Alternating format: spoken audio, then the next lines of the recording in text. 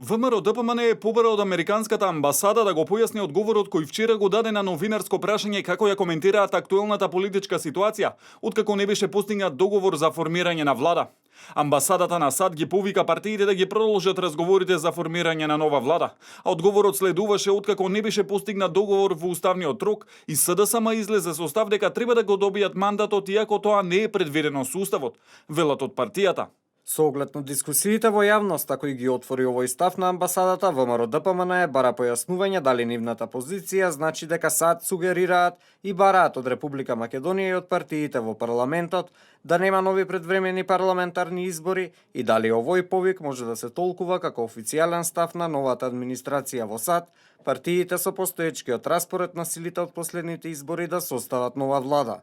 Ова прашање го поставуваме јавно бидејќи ставот на амбасадата беше изнесен јавно и создаде конфузија при неговата интерпретација во јавноста, па би било добро и појаснувањето да е јавно.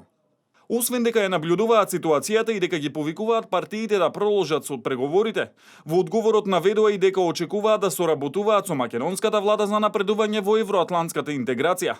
Откако не беше постигнат помеѓу ВМРО ДПМН и ДУИ, изјава следуваше и од портпаролката на Европската комисија Маја Коцијанчик. Знаете дека земјата нема време за губење и во овој поглед очекуваме председателот според уставот да изврши итна отворена консултација со политичките сили во земјата и брзо да определи лидер за формирање на влада, кој ќе може да најде заедничко тло за формирање на стабилна, солидна и одговорна коалиција, рече Коцијанчич. ВМРО ДПМН бара објаснување и од Коцијанчик да објасни како што велат врз основа на кој дел од уставот на земјава ЕУ очекува председателот Иванов да определи лидер за формирање на што е можно поширока влада. Секоја држава, особено источноевропските земји, имаат потреба од континуирани реформи преку промените на законите, за кои понекогаш е потребно и поголемо мнозинство, како што е двотретинското кое во Македонија е неопходно за промена на некои закони. Сепак земјите ретко составуваат влади со двотретинско мнозинство. Дури и во таква ситуација некои од нив понекогаш преку разговори и дебата со опозицијата во парламентот успеваат заеднички да изгласаат закони за чие прифаќање треба поголемо мнозинство во парламентот отколку тоа што го има владеачката коалиција.